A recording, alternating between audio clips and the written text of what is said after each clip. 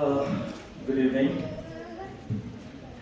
सबसे पहले तो मैं टीम टैलेंट हब का को बहुत बहुत मुबारकबाद देता हूँ कि अभी मैं काफ़ी लोगों से सुन रहा था कि बहुत ही अच्छा काम कर रहे हैं और औरंगाबाद जैसे शहर में ये जो टीम है, इस तरह की टीम का बहुत ज़्यादा इम्पोर्टेंस होता है।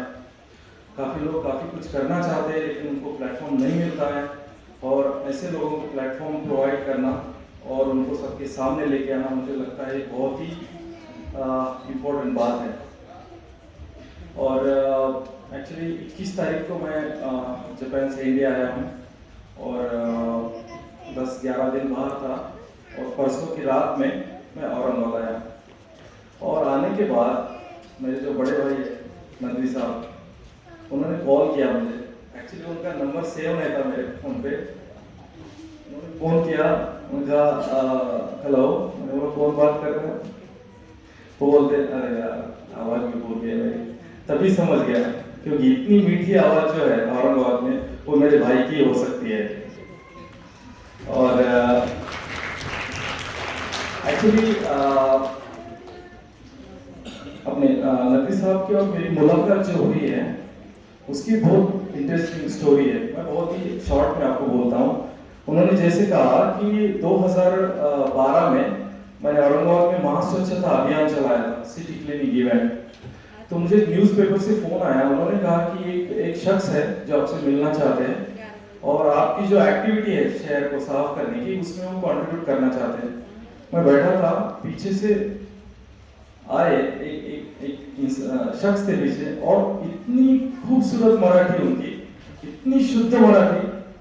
मैंने पलट के देखा तो मौलाना साहब वहाँ पे थे।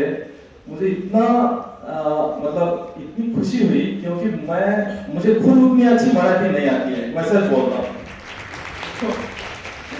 और अभी तो मैं जापान में लगभग 17 साल से रह रहा हूँ, तो अभी तो जो भी मराठी आती थी वो भी काफी भूल गया हूँ। तो मुझे यहाँ पे उन्होंने फिर फोन पे बोला कि आज आपको यहाँ पे इस फंक्शन में आना है और मेरे जो और एक बड़े भाई है गिरीश मगरे साहब, वो भी साथ में आने वाले थे। तो मुझे बहुत अच्छा लगा यहाँ आके। यहाँ पे मैं सिर्फ कुछ पॉइंट्स बोलना चाहता हूँ। अब जैसे काफ़ी लोगों ने बोला एजुकेशन के बारे में और बाकी चीज़ों के बारे में, लेकिन मैं रहता हूँ जापान में, तो मैं चाहता हूँ कि जापान के बारे में आपको कुछ चीज़ें बोलूँ जो मुझे लगता है हमको सीखनी चाहिए। हमको ही नहीं, मुझे लगता है पूरी दुनिया को जापान से कुछ बातें सीखनी चाहिए और लोग सीखते भी हैं। देखिए 2012 में मैंने यहाँ पे क्लीनलीनेस जो शहर को साफ करना है वो इवेंट क्यों मैंने अरेंज किया, यहाँ पे ऑर्गेनाइज किया, उसका एक रीजन है। 2006 में एज अ पीएचडी स्टूडेंट मैं गया था जापान में। जाते ही मैंने जैसे एयरपोर्ट से बाहर आया, आप यकीन मानिए इतनी क्लीन सिटी थी, शहर इतने साफ, आप रास्ते में कहीं भी बैठ के खाना खा सकते हैं, आपको गंदा नहीं लगेगा, आपको क्लीन लगेगा। और ये बात आप मतलब बड़े शहरों में ही नहीं, जहां भी आप जाएंगे आपको पूरा क्लीनलीनेस दिखेगा, आपको कहीं कचरा नहीं दिखेगा। तो 3-4 साल तक जब मैंने देखा, और ऑफकोर्स औरंगाबाद भी आता था, जैसे नदवी साहब ने बोला कि काफी कचरे का प्रॉब्लम था, तो मुझे लगा कि कुछ करना चाहिए। एक अपना होता है ना, एक पे बैक करने का, अपने देश के लिए, अपने शहर के लिए कुछ करना। तो उसमें मैंने यहाँ पे शहर स्वच्छता अभियान चलाया था। तो जो सबसे बड़ी बात मैंने जापान में सीखी है वो है क्लीनलीनेस, साफ सफाई। एक्चुअली अपने नदवी साहब भी मेरे इवेंट में काफ़ी बार साथ में उन्होंने काम किया है। उन्होंने मुझे एक बार बोला था कि इस्लाम में जो क्लीनलीनेस का इम्पोर्टेंस बहुत ज़्यादा है, मतलब जो बहुत ही इम्पोर्टेंट चीज़ें हैं उनमें से एक क्लीनलीनेस है। पाक ही आधा ईमान है। तो मुझे बहुत अच्छा लगा था क्योंकि मुझे पता नहीं था, और लेकिन मुझे तब लगा कि हाँ, मतलब ये जो चीज़ है पता है सबको, लेकिन इसको ज़्यादा से ज़्यादा इस्तेमाल में लाना चाहिए। हाँ, उसके लिए काफ़ी प्रॉब्लम्स भी है, जैसे शहर में कचरा है, कचरे को बाहर ही ले जा मतलब ले जा सकते हैं, बाहर जाके उसको कैसे डिस्पोज करें, अभी तक सिस्टम ठीक से नहीं आई है, मतलब अभी शायद आ रही है। लेकिन हमको शहर अपना, अपना घर, अपना मोहल्ला और अपने आसपास का एरिया अपना हमको क्लीन रखना चाहिए, ये मैंने सीखा है जापान से। और आप देखिए, आप एक आधे मतलब गंदा तो नहीं बोलूंगा, लेकिन जो साफ सुथरा नहीं है उस जगह पे आप 5 मिनट रुकिए, और जो बहुत ही साफ जगह है आप वहां पे 5 मिनट रुकिए, आपका दिल बहुत खुश हो जाएगा अगर आप कहीं साफ एरिया में बैठे। तो मुझे लगता है ये चीज जापान की हमको सबको सीखनी चाहिए। और दूसरी बात है वक्त, टाइम मैनेजमेंट या पंक्चुअलिटी जिसको बोलते हैं। जैसे मतलब आज तो अलग बात थी, मगरे साहब और हम, मतलब इन्होंने मुझे, मगरे सर ने कॉल किया कि कहाँ पे है तू, क्योंकि वो मुझे पिकअप करने वाले थे। उन्होंने कहा कि 6:20 को मैं तुझे वहां से पिकअप करूंगा, और हमको लगभग लगेगा 30 मिनट, मतलब 20 मिनट, और अगर ट्रैफिक भी अगर ज्यादा है तो हमको 10 मिनट हम एक्स्ट्रा पकड़ते हैं, ताकि 6:50 को हम यहाँ पहुंच जाएंगे और 7 बजे से इवेंट शुरू होगा। तो देखिए, इन्होंने जो है, मतलब मगरे साहब आधी दुनिया घूम चुके हैं, उनको भी टाइम का मतलब पता है। तो ये बहुत ही बोलते हैं ना, नेचुरली उन्होंने बोला, और मुझे भी बहुत ही ऐसा नहीं लगा कि मतलब ये कुछ बहुत ही स्पेशल बात कर रहे हैं, क्योंकि मैं भी जापान में देखता हूँ, जापान में एक रूल है, अगर आपने किसी को वक्त दिया है 7 का, आपको 10 मिनट पहले रहना है। अगर आपने किसी को वक्त दिया है 12 बजे का, आपको 10 मिनट पहले वहां पे रहना है। हाँ, लेकिन एक बात मैं ये भी मानता हूँ कि घर से हम भले ही प्लान करके निकले, इतनी ट्रैफिक जाम होती है, इतने प्रॉब्लम्स होते हैं, तो हम पहुंच नहीं पाते। लेकिन हाँ, हम ये कर सकते हैं कि हम जैसे अगर ट्रैफिक जाम के लिए हम आधा घंटा एक्स्ट्रा पकड़ सकते हैं, तो ठीक है, प्रॉब्लम्स आते रहेंगे, लेकिन हमको एटलीस्ट कोशिश करनी चाहिए कि हम वक्त की पाबंद रहे, और वक्त से अपना जो भी काम करना है वो करें। और यहाँ पे एक्चुअली मैं जब आया था, मगर साहब से बात कर रहा था मैं कि आज जो यहाँ पे लोग बैठे हैं ये काफी मिक्स्ड लोग हैं, जैसे स्टूडेंट्स भी है, छोटे बच्चे भी है, पेरेंट्स भी है। तो मैं सोच रहा था कि मतलब इनको क्या एड्रेस करूँ मैं, इनसे क्या बात करूँ, तो तब मैंने सोचा कि हाँ, मतलब जापान के बारे में इनको बोल सकते हैं। और जो नेक्स्ट पॉइंट है वो है बच्चों के लिए या स्टूडेंट्स के लिए। मैं जापान में लगभग 11.5 साल असिस्टेंट प्रोफेसर था, एक इसमें पढ़ाता था एक यूनिवर्सिटी में। देखिए, अपने नदवी साहब ने बोला है कि जापान में जो बच्चे हैं स्कूल के, हर एक स्कूल, आप जिस भी शहर में जाइए, एक बात उनमें कॉमन है, उनका स्कूल जब खत्म होता है तो आखिरी के 20 मिनट, जैसे आखिरी की बेल बज गई तो बच्चे अपने अपने जो बैग है वो रख देते हैं कोने में, और पूरा अपना जो क्लासरूम है वो साफ करते हैं।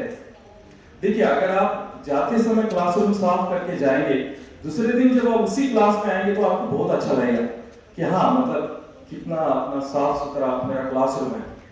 तो ठीक है, मतलब आप डेली क्लीनिंग कर सकते हैं या नहीं कर सकते, स्कूल पे भी डिपेंड है, आपके पास टाइम भी उतना नहीं होगा, लेकिन ध्यान रखें कि मतलब अपना जो स्कूल है या अपनी रूम जो है उसको अच्छे से क्लीन रखें, और कचरा भी जो है जहाँ पे कचरा डालना है वही डालें। और एक बहुत ही इंपॉर्टेंट बात मैंने जापान में सीखी है, और जापान के जो माँ बाप हैं अपने बच्चों को 2 बातें जरूर सिखाते हैं, मैंने 16 साल में देखी है। एक बात है जो मैंने खुद भी मेरे लाइफ में काफी उसको मैंने इंप्लीमेंट किया है, वो है वक्त का और पैसे का मैनेजमेंट। जिस बंदे को, जिस आदमी को टाइम और मनी का मैनेजमेंट नहीं आता है, वो लाइफ में कभी सक्सेसफुल नहीं हो सकता। भले ही चाहे जितना अमीर रहे, भले ही चाहे जितना पढ़ा लिखा हो, अगर पैसा और वक्त, अगर ये दोनों का मैनेजमेंट अगर उसको नहीं आता है तो कुछ नहीं कर सकता। देखिए, हमारी लाइफ जो है, हम कितने साल जिंदा रहते हैं, इंडिया की जो लाइफ एक्सपेक्टेंसी, मतलब जो एवरेज एज होता है, कितने साल में आदमी मरता है, तो वो है लगभग 65 से 70 के बीच में। तो मतलब 15-20 साल तो हम वैसे भी स्कूल में बिता देते हैं, मतलब पढ़ाई में 20-22 साल जो भी है, उसके 10-15 साल हम थोड़ा सा इधर उधर जॉब करने में निकाल देते हैं, मतलब कमाई में, फिर शादी हो जाती है, बच्चे हो जाते हैं। एक टाइम ऐसा आता है कि हम अचानक हमको समझ में आता है कि हम तो ऑलरेडी 60 के हो चुके हैं, हम तो बूढ़े हो चुके हैं, ठीक है, तो इसलिए मैंने ये इसलिए बताया क्योंकि हमारे जिंदगी में वक्त बहुत कम है और इस कम वक्त को हमको कैसे मैनेज करना है वो बहुत ही हमको सोचने की जरूरत है। मेरे काफी दोस्त हैं, काफी लोग को मैं देखता हूँ, बोलते हैं हाँ यार चल चाय पीने चलते हैं, ठीक है चाय पीने चले गए किसी चाय के टपरी पे बैठे हैं, 1 घंटा 2 घंटा ऐसे ही बैठे हैं, मतलब कोई उसको कुछ रीजन नहीं है। तो ये जो 2 घंटे है आपके लाइफ में आपने जो वहां पे गंवा दिए, हाँ दोस्तों के साथ रहना टाइम गंवाना मैं नहीं बोलूंगा, ठीक है थोड़ा सा टाइम आप रहो, लेकिन बिना किसी रीजन के ऐसे वक्त को बर्बाद कर देना लाइफ में, मुझे लगता है ये बहुत ही बड़ी बर्बादी है हमारी। तो उसी वक्त को हम किसी अच्छे काम में, अच्छी किताबें, जैसे नदवी साहब हमारे वो किताबों को इतना प्रमोट करते हैं, उनकी किताबें पढ़िए या फिर कुछ न्यूज़पेपर पढ़िए या फिर किसी बोलते हैं ना किसी अच्छे आदमी से और बातें कीजिए, उससे इल्म लीजिए, तो ये टाइम का हम मैनेजमेंट कर सकते हैं। और आखिरी पॉइंट मैं आपको बोलना चाहूंगा कि आज के जो मतलब जिस इवेंट के लिए हम यहाँ पे आए हैं अपने सीए तौफीक शेख, तो मैं जब इनकी बात सुन रहा था तो मुझे थोड़ा सा मेरी लाइफ जो है ना मतलब मेरे आंखों के सामने आ रही थी। एक्चुअली मतलब आज तो उतना डिटेल में मैं मेरे बारे में नहीं बताऊंगा, लेकिन मैं भी काफी छोटे शहर से हूँ, बहुत ही देहात से आया हूँ और बीच में लाइफ में मेरे कुछ प्रॉब्लम्स भी हुए थे एजुकेशन में। 2-3 बार मतलब हमारे जो तौफीक भाई है वो तो एक ही अटेम्प्ट में पास कर गए सीए, लेकिन मैं 3 बार फेल हो गया था 12वीं में। तो ठीक है, मैं उसको अभी इतना डिटेल में नहीं बताऊंगा, लेकिन कुछ रीजंस थे, लेकिन उसके बाद भी मैंने वहां पे हार नहीं मानी। क्योंकि क्या होता है देखिए लाइफ में हम या तो सक्सेसफुल होते हैं या फिर हमको कुछ सीखने को मिलता है, हम हारते कभी नहीं है। तो अगर हम कहीं पे फेल हो गए हैं या फिर हमको कहीं कम मार्क्स पड़े हैं या फिर हम कहीं बिजनेस में या फिर एजुकेशन में कहीं पे हम अगर हमको मतलब कोई बोलते हैं ना फेल्योर का सामना करना पड़ा है, तो वहां पे गिव अप करना नहीं है, मतलब हारना नहीं है। हाँ एक बार कुछ हो गया है, कुछ प्रॉब्लम हो गया है, ठीक है, और उसके लिए कोशिश करें। और आज जब मैंने बोला ना मैं जब अपने तौफीक भाई को सुन रहा था तो मतलब सच में बहुत ही काबिल तारीफ, 21 साल में सीए पास करना बहुत बड़ी बात होती है। कितने ऐसे लोग होंगे इंडिया में जो 21 साल में इतना बड़ा इतनी अच्छी एग्जाम पास करते होंगे। तो मुझे लगता है आप सभी के लिए, हम सभी के लिए तौफीक एक बहुत ही अच्छे एग्जाम्पल है। और आप इनको हमेशा अगर कहीं पे अगर आपको लगा कि हाँ यार मैं मतलब थोड़ा सा स्टडी में मैं थोड़ा कम हो रहा हूँ या फिर पता नहीं मैं पास कर पाऊंगा या नहीं, या फिर मतलब मैं बहुत ही छोटे गांव से हूँ, मैं आगे क्या कर पाऊंगा, तो उनको आप देख सकते हैं। और जापान में मैं 17 साल से रह रहा हूँ, मैंने देखा है, मैंने जाना है, आप चाहे जितने छोटे शहर से हैं, आप चाहे जितने छोटे देहात से हैं, आप चाहे जितने गरीब हो या फिर आपको चाहे मतलब कोई पढ़ाने वाला या फिर बड़े समझाने वाला बंदा नहीं है, आप कम नहीं है, ठीक है। अगर आप किसी बॉम्बे मुंबई के या फिर दिल्ली के अगर किसी स्टूडेंट से मिलते हैं तो आप खुद को कम मत समझिए, आप भी वही है वो भी वही है। हाँ ठीक है, उनके लिए थोड़ी बड़ी स्कूल होंगी, उनके लिए थोड़े बोलते हैं ना मतलब अच्छा एक बड़ी लाइब्रेरी होगी, सब कुछ बड़ा होगा, लेकिन आप भी कर सकते हैं। और इसलिए खुद को कम मत समझिए, अपने जो टीचर्स है उनसे अच्छे से मतलब अच्छे अपनी पढ़ाई हासिल कीजिए, उनको सवाल पूछते रहिए।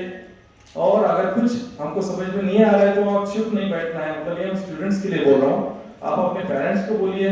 और अगर कभी लगा कि अरे यार मैं शायद कर नहीं पाऊंगा तो अपने तौफीक भाई को याद कीजिए, उनके लिए आज इतने सारे लोग यहाँ पे इकट्ठा हुए हैं, मुझे लगता है ये मतलब उनके लिए भी लाइफ में बहुत बड़ा इवेंट है।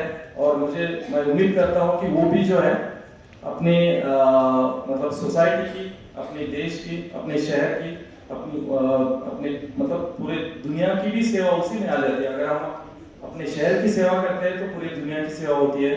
तो मुझे उम्मीद है वो भी अच्छे से काम करते रहेंगे, ऊपर जाते रहेंगे। और आज बोलने के लिए तो बहुत कुछ था, लेकिन मेरी हिंदी भी अभी काफी कमजोर हो गई है और मराठी तो काफी कुछ मतलब जापान में सिर्फ जापानीज ही बात होती है तो बोलने में तकलीफ होती है। बट मैं फिर से अपने नदवी साहब और सभी ऑर्गेनाइजर्स और टीम टैलेंट का इन सब का मैं बहुत ही शुक्रगुजार हूँ। ओके और कितने साहब, अगर हमारे बच्चे जापान आना चाहे पढ़ने सीखने के लिए तो उसके लिए क्या स्कोप है भैया? ऑलराइट, ठीक है। एक्चुअली ये मैं बोलना चाहता था लेकिन शायद मैं भूल गया। देखिए, अगर आपको जापान जाना है या अगर आपको फॉरेन कंट्री जाना है तो उसके लिए कुछ चीजें जरूरी है। मैं आपको बताऊंगा जापान के बारे में। क्या है, जैसे हम इंडिया में अगर जैसे कश्मीर है, कश्मीर और नीचे कन्याकुमारी है, अगर आप स्टेट चेंज करते जाएंगे तो आपको लैंग्वेज अलग लैंग्वेज मिलेगी। आप दिल्ली में जाएंगे लोग हिंदी बात करेंगे, आप उधर गुजरात में जाएंगे गुजराती बात करेंगे, महाराष्ट्र में मराठी बात करेंगे, नीचे जाएंगे तमिल है क्या और कन्नड़ा है। लेकिन जापान में ऐसा नहीं है। जापान में आप सबसे जो नॉर्थ वाला पार्ट है उसको होक्काइडो बोलते हैं, मतलब उस होक्काइडो उस स्टेट का नाम है। और अगर सबसे आप साउथ में जाएंगे तो उसको ओकिनावा बोलते हैं, ओकिनावा। तो आप ऊपर से नीचे तक जहां भी जाएंगे आपको सिर्फ जापानीज लैंग्वेज मिलेगी। और उनकी जो किताबें हैं, जैसे हम अगर मेडिकल की किताब देखते हैं इंडिया में तो इंग्लिश में है, इंजीनियरिंग की किताब इंग्लिश में है, लेकिन उनके मेडिकल और इंग्लिश की किताबें भी जापानीज में है। तो वहाँ पे जापानीज लैंग्वेज की बहुत ज्यादा इंपॉर्टेंस है। और अगर आपको मेरी कंपनी, हम कंपनी में क्या करते हैं, जो इंजीनियर्स है या फिर जो एलिजिबल कैंडिडेट्स हैं उनको हम जापान में जॉब देते हैं, रिक्रूट करते हैं। तो उनमें सबसे पहला रिक्वायरमेंट है जापानीज लैंग्वेज का। आप अच्छे से पढ़े लिखे, स्पेशली जो इंजीनियरिंग के बंदे हैं, लोग इंजीनियर जो होते हैं बीई पास कर जाते हैं, अगर वो जापानीज लैंग्वेज, देखिए क्या है, जापानीज लैंग्वेज में 5 लेवल होते हैं, ठीक है। उसको N5 सबसे नीचे वाला लेवल है और N1 सबसे ऊपर वाला लेवल। अगर आप इंजीनियर हैं, मतलब बीई पास किया है आपने, और अगर आपने N3 तक पास किया है तो आपको जापान में जॉब मिल जाएगा। अगर किसी को जाना है तो आप नदी साहब से कांटेक्ट कर सकते हैं, नदी साहब से आप कांटेक्ट कर सकते हैं और वो मुझे बोलेंगे, मैं भी आपको गाइड करूंगा। और अगर आपको पीएचडी करनी है या फिर पढ़ाई करनी है, मतलब एजुकेशन लेना है, तो एम्बेसी ऑफ जापान, जापान की जो एम्बेसी है इंडिया में, उसके वेबसाइट पे आपको हर साल एडवर्टाइजमेंट्स आते रहेंगे और उसको आप देखते रहिए। स्पेशली मार्च के महीने में एम्बेसी की वेबसाइट पे वो एडवर्टाइज देते हैं कि हमको ये स्टूडेंट्स चाहिए और उनको ये उनके क्राइटेरिया है, तो उसको आप फॉलो करते रहिए। स्टूडेंट्स के लिए एम्बेसी की वेबसाइट है और जॉब्स के लिए आपको इंजीनियरिंग पास अपना JLPT की एग्जाम पास करनी है। और अगर आपको जापान से रिलेटेड अगर कुछ भी सवाल है, आप नदी साहब से कांटेक्ट कीजिए, वो मुझे बोलेंगे, मैं आपको किसी भी सवाल का जवाब जापान से भेजूंगा, ये मैं आपको प्रॉमिस करता हूँ। और एक्चुअली अगर सिर्फ करियर के लिए गाइडेंस करना था तो मतलब मैं देख रहा था, या फिर इसलिए मैंने बोला, काफी मिक्स्ड लोग बैठे हैं, स्टूडेंट्स भी है और अलग अलग सब्जेक्ट के हैं, तो इसलिए बहुत ही डिटेल उसमें अगर बताऊंगा तो बाकी लोग शायद थोड़ा सा बोर हो जाएंगे। लेकिन मैं सिर्फ इतना कहना चाहूंगा कि इंडिया में हम लोग बहुत ही टैलेंटेड लोग होते हैं। हमारी जो सोच करने की जो स्पीड होती है वो बहुत ज्यादा होती है। देखिए ट्रैफिक जो है ना, ट्रैफिक जापानी बंदा अगर ड्राइवर अगर यहाँ आएगा ना तो वो 2 मिनट भी गाड़ी नहीं चला सकता, ठीक है, क्योंकि उनको रूल्स फिक्स, उनको पता है कि यहाँ से अंदर नहीं आना है, इतने स्पीड में जाना है। लेकिन इंडिया में मतलब ट्रैफिक खराब है या ये पॉइंट में नहीं बोल रहा हूँ, लेकिन हम हर एक सेकंड को सोचते हैं ये गाड़ी इधर से इधर आ सकती है, हम अगर ये गाड़ी सामने आई तो हमको क्या करना है, और अगर कितनी स्पीड से हमको भगाना है, कितनी स्पीड से हमको सिग्नल क्रॉस करना है। तो ये जो सोच है ना, ये दिमाग बहुत ही तेज चलता है हमारा, और इस तेज चलने वाले दिमाग को अगर हम अच्छे से इस्तेमाल करेंगे तो मुझे लगता है हम दुनिया में कहीं भी कामयाब हो सकते हैं। तो एक्चुअली हाँ, इसमें ये भी मैसेज है कि आप ट्रैफिक के रूल्स फॉलो कीजिए। और बोलने के लिए मैंने जैसे कहा बहुत कुछ है, लेकिन मैं आज बहुत खुश हूँ, आज इतने सारे लोग यहाँ पे आए हैं अपने तौफीक भाई को कॉन्ग्रेचुलेट करने के लिए आए हैं और टीम टैलेंट हब के इस जो भी उन्होंने एफर्ट्स रखे हैं उनको एनकरेज करने के लिए आए हैं। तो मैं बहुत खुश हूँ और मुझे लगता है जब वापस जाऊंगा तो आज की ये जो क्राउड है, आज की जो गैदरिंग है, ये मुझे पक्का याद आएगी और फिर से मैं नदवी भाई के और सभी ऑर्गेनाइजर्स की तहे दिल से